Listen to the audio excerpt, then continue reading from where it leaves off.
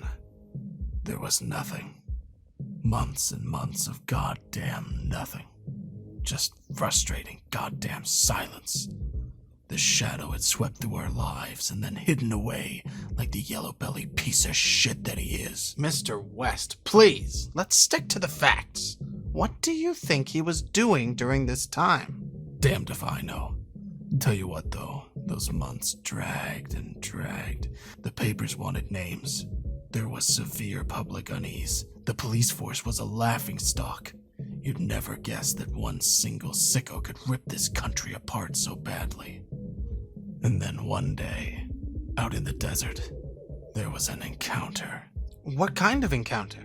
A guy driving late one night told us he nearly hit this guy who stepped out in the middle of the road. Apparently, he didn't say much, although the driver was in shock, as you'd expect. He sort of just threw a flyer at the guy's feet. Said he needed help. Needed help? What kind of help? Said he needed a ride to a party on a boat.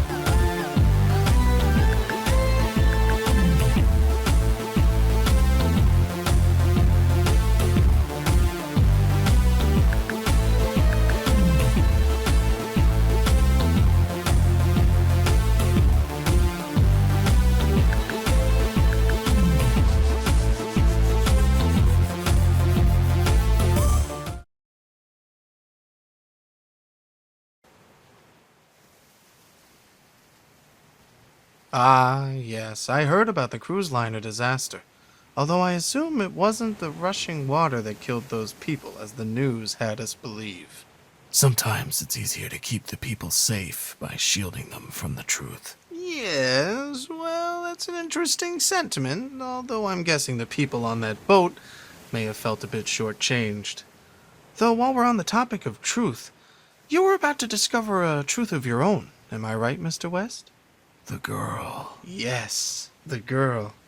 Tell me about the girl, Mr. West. From what I understand, she'd been following him since he first began his descent to madness. Stalking him, perhaps? Label it what you want. Seems like she was a fan of his work. Wanted to study his methods, as sick as it sounds. She was always a troubled child. You seem to be well acquainted with our newly found heroine, Mr. West. And you know exactly why, you son of a bitch.